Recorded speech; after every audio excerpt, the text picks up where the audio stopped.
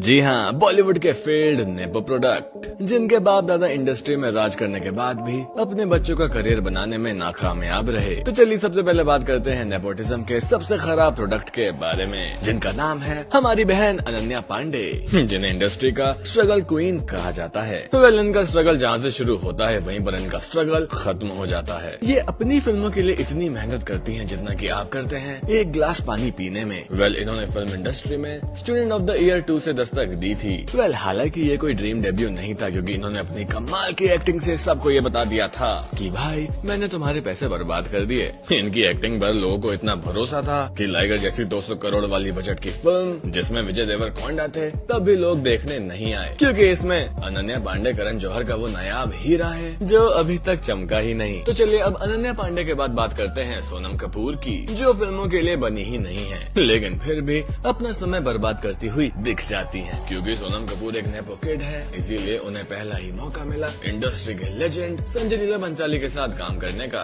और इनकी खराब एक्टिंग की वजह से भंसाली साहब भी इस फिल्म को फ्लॉप होने से नहीं बचा पाए। वेल, पहली फिल्म फ्लॉप होने के बाद सोनम का करियर लगभग खत्म हो ही चुका था। बस फिर उसके बाद अपने पापा की रेपो की वजह से इन्हें दूसरी फिल्म मिलती है जिसका नाम है डेली 6, लेकिन इत्तेफाक से वो फिल्म सुपर डुपर हिट साबित हुई। लेकिन ये फिल्म भी इनकी किस्मत कुछ खास उखाड़ नहीं पाई। इसके बाद इन्हें मिली 5 फिल्में, और 5 की 5 फिल्में पैसा बर्बाद साबित हुई। हालांकि इन्होंने राजना जैसी हिट फिल्में भी दी हैं, लेकिन इसमें भी हर जगह धनुष ही धनुष थे। हालांकि फ्लॉप फिल्मों की रेल लगाते हुए सोनम कपूर ने कुछ दिनों का ब्रेक ले लिया है। अब जब कपूर की बात हो ही रही है तो चलिए लपेटे में लेते हैं अर्जुन कपूर को भी। वेल, इन्होंने अपनी आधी जिंदगी फिल्मों में लाइमलाइट लेने की बजाय मलाइका के साथ अफेयर में बटोर ली। वेल, जब उम्र थी प्रोड्यूसर और डायरेक्टर के पीछे भागने की, तब ये भाग रहे थे मलाइका अरोड़ा के पीछे। चलिए माना कि अर्जुन कपूर फिल्मी वंश से आते हैं, लेकिन अपने पिताजी के प्रोड्यूसर होने के बाद भी ये कुछ खास उखाड़ नहीं पाए। वेल, ये स्टार्टिंग से ही फ्लॉप स्टार की लिस्ट में हैं, और तो और इन्होंने कसम खा रखी है कि जिस भी फिल्म में रहेंगे उसको फ्लॉप करके ही छोड़ेंगे। इनकी किस्मत कुछ ज्यादा ही फ्लॉप है कि कियन का जैसी फिल्म में करीना कपूर होने के बाद भी ये फिल्म फ्लॉप रही। वेल, अर्जुन के साथ काम करके करीना ने भी अपनी धज्जियां उड़वा ली। वेल, अर्जुन कपूर बॉलीवुड का वो प्रोडक्ट है जिसने ऑडियंस को अव्वल दर्जे का इरिटेट किया है। चलिए अब अर्जुन के बारे में इतनी बात है ही नहीं कि हम उनके बारे में बात करें, तो चलिए बात करते हैं जूनियर टाइगर की, मेरा मतलब टाइगर श्रॉफ की,